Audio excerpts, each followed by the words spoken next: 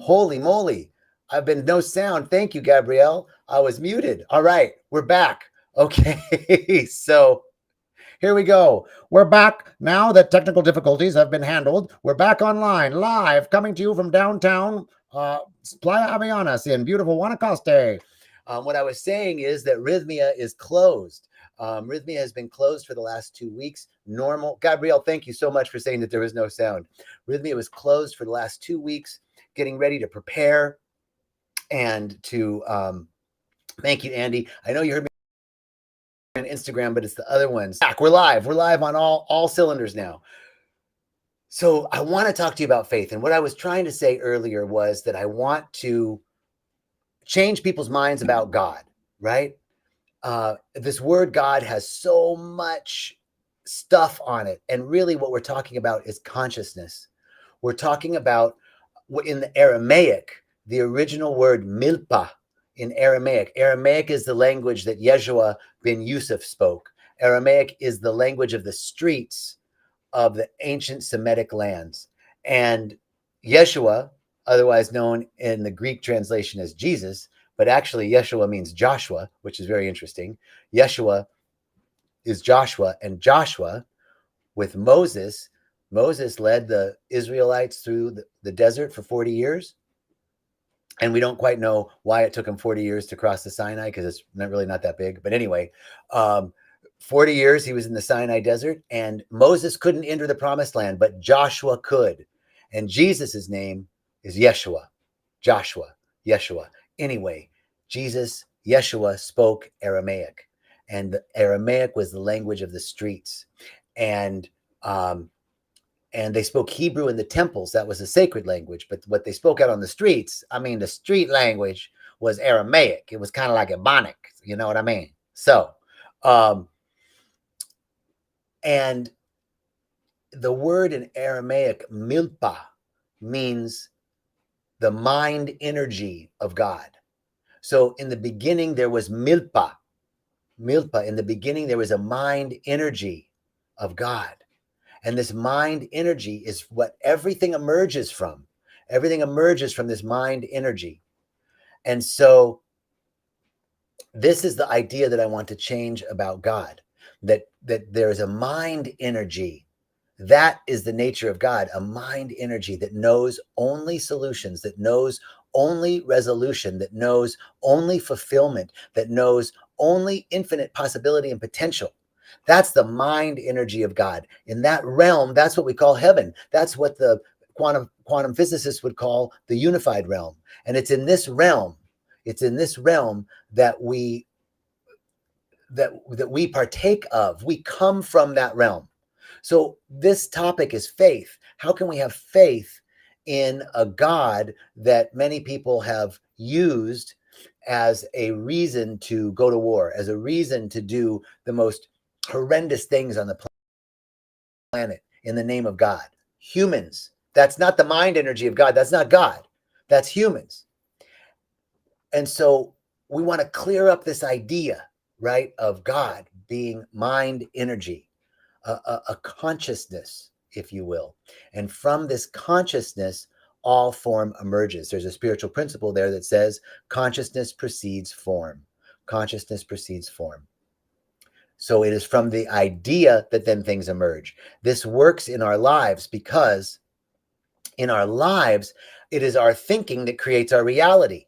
It is our thoughts about reality that create our reality. We don't perceive a firm reality out there that we're perceiving. We create the reality that we see with our thinking, with our thoughts. This is the truth. And there's actually in science, in neurology, neuropsychology, there's predictive coding, that the mind actually fills in the gaps and creates the vision that you're seeing. And the best example of this is the moon. Right now we have a new moon. When the moon is, tonight's the new moon. When the moon is low on the horizon, when you see a full moon and it's low on the horizon, it looks really big, right? And then when it gets higher up in the sky, it looks smaller. Does the moon change? Does the size of the moon change when it's lower in the horizon or higher? No. Does the moon get further away or closer to Earth? No. It's the same distance. It's the same size. Then why does it look smaller or bigger? Bigger when it's lower, smaller when it's higher, because of predictive coding.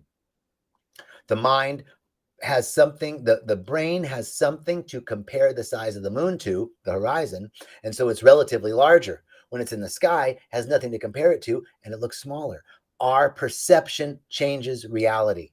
So this follows the spiritual principle that consciousness precedes form, that from consciousness form is created. And so we see in the early writings of the Bible, in the beginning there was the milpa, in the beginning there was the word, in the beginning there was the mind energy of God, and the word was with God. The mind energy was God, and the word became flesh. That energy took form.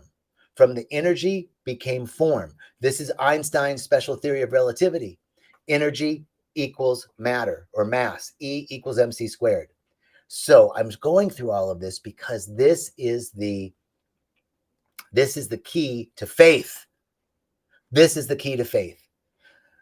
For me, when we realize that our perception creates our reality, and that we create, that there's not a firm reality out there happening to us, but that we are participating in the creation of that reality, that the mind energy creates the reality, that consciousness precedes form, then we can have faith when circumstances and conditions change. And this is the key. I want to tell you a story. Recently, my dog got really sick. Last Thursday, a week ago today, I was supposed to do Facebook Live, Instagram Live, and I couldn't do it because in the morning, he went out to play and he came back. He must have eaten something. And by 11 o'clock in the morning, he was paralyzed, couldn't move, couldn't walk. If he stood up, his legs kind of slid out from underneath him. I didn't know what was going on. I took him to the vet. And at the vet, they said he must have eaten something. It looked like weed. It looked like he ate marijuana. I was like, well, there ain't no marijuana at my house, because for the first time in 37 years, I can say there is no marijuana at my house. It's been a little over 4 months that I've moved beyond cannabis, which has been really amazing. No judgment about cannabis. There's nothing wrong with cannabis. There's nothing right with cannabis either. It just is what it is. And I'm choosing to move beyond it. And that's another Facebook Live. However, in this moment, the vet said he must have eaten something. We're going to feed him activated charcoal and flush his system out with IV fluids, and he should be better in 24 hours. So he was looking really bad. He was in a bad way. I was standing in faith. The faith is that there is a perfection at the center of everything, that health and healing are happening now. I stand and know, Paco's my dog's name. I stood in the knowing that there's a perfection in his body, that health and wholeness are in his body already. They're already in there, and that we're calling it forth. I knew that everything was going to be okay. I just had this faith knowing that everything was going to be okay. And even though the circumstances and conditions didn't look so good, when the circumstances and conditions don't look good, that's when we lean into faith, because we have the ability as humans to think independent of the circumstance and the condition of what we're experiencing. This is what faith is. It's our self-reflexive ability to think beyond just what the five senses are telling us. The five senses are telling us the dog looks like he's dying. The vets, and so let me tell you, here I'm standing in this faith that there's wholeness, that there's perfection, that there's healing. And I'm knowing from my course, from my daily speaking of the oath of manifestation, I'm expecting unexpected good, unexpected resolution, unexpected health, unexpected wholeness, unexpected healing, unexpected assistance, unexpected generosity, unexpected offers, unexpected ways of seeing things, unexpected ideas coming from the vets, unexpected things coming outside of my normal realm of thinking, coming outside. That's thinking outside the box, right? That's what I'm focusing on. And knowing that it's going to come in unexpected ways. It's not going to come in the ways that I'm expecting it to come. I'm holding on to that faith.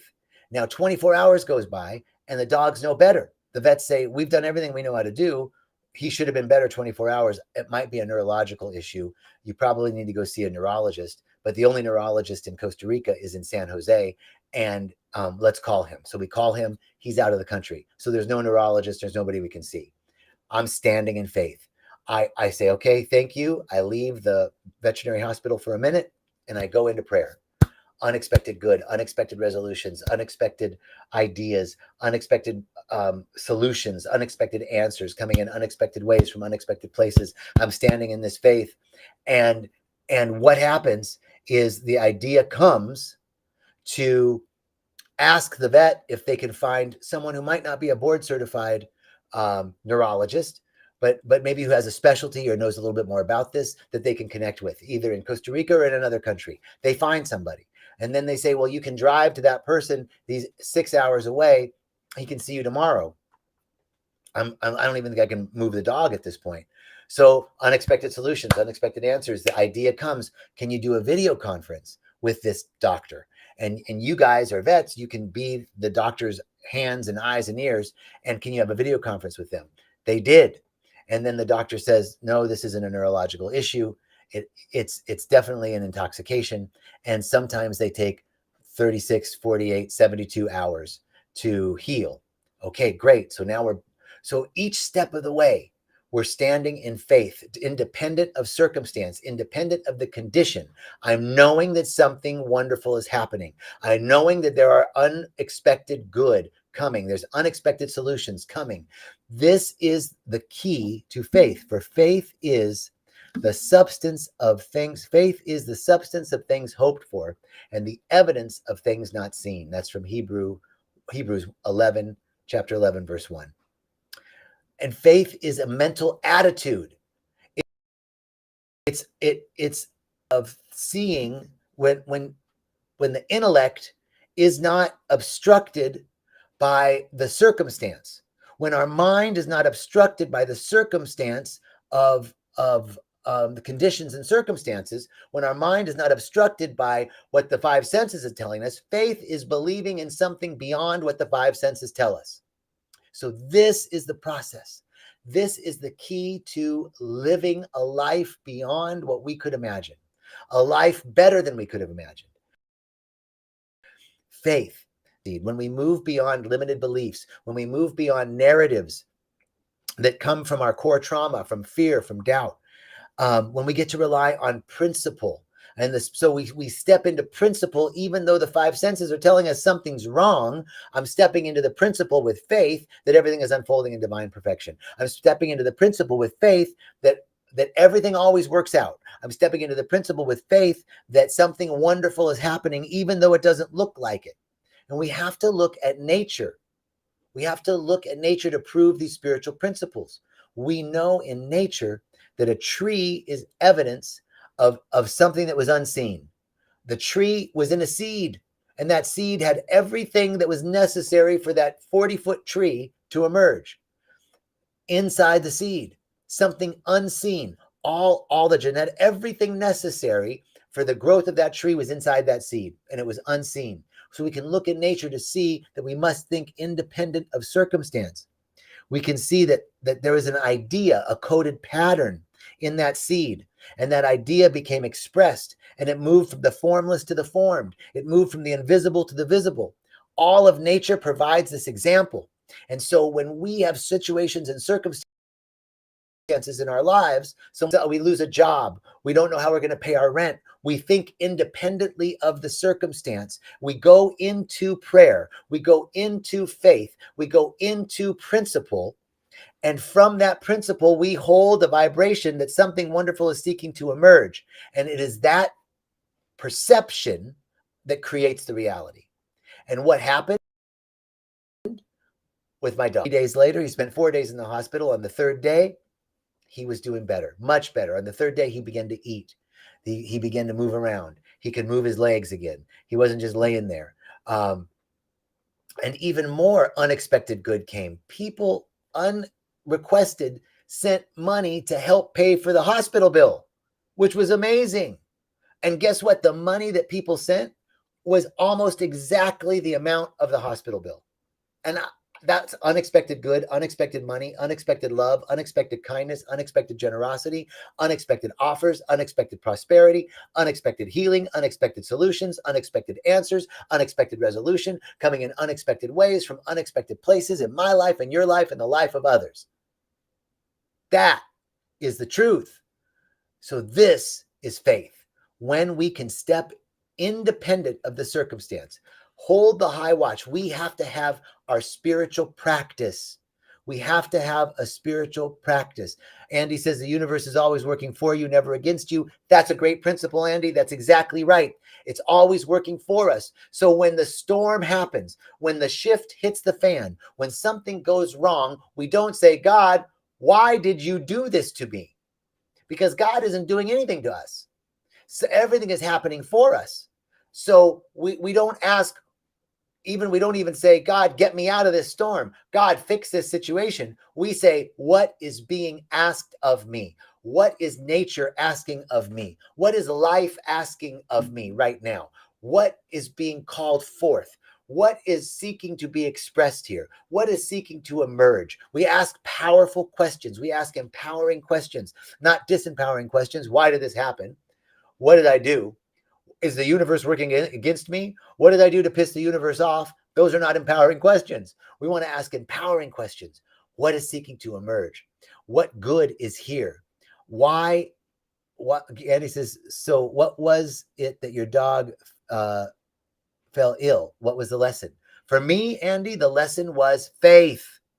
The lesson was solid spiritual practice, to keep your practice going, because I have a solid practice of meditation and prayer, of saying the oath of manifestation every day, of working with the Course of Miracles every day, of doing my Kundalini yoga, doing my breath work. All of these practices I could lean into during this time. They were already active. And so I could lean into prayer right then in that moment. I could lean into principle right there in that moment. That, for me, that was the lesson, to have faith. To have faith that no matter what the circumstances, no matter what the appearances, something good is seeking to emerge. So this is the truth. And here is the additional truth. Bill Bryson, in an amazing book called A Short History of Nearly Everything, says that there is an underlying simplicity, an equally elemental underlying unity in the way life works. There's an elegant simplicity and unity in the way life works. Every living thing is an elaboration on a single plan. It cannot be stated too often that all of life is one. All of life is one. So if there's only one life, if everything, all of life is an elaboration on a single original plan. What is that single original plan? DNA. DNA has never changed. It's always remained the same four acids move together in different ways, in different connections, in different sequences, but the same. One single underlying plan. All of life is predicated on an original plan, unity and simplicity of life. So, and then it elaborates itself in all these complex ways, but we have to remember, go back to the simplicity. There's only one thing happening: life. Life is expressing itself, and life is always for life. Always is life is always for more life, always for itself. Life never goes against itself. So something is happening for us, no matter what the circumstance, no matter what the condition. Faith, the substance of things unseen,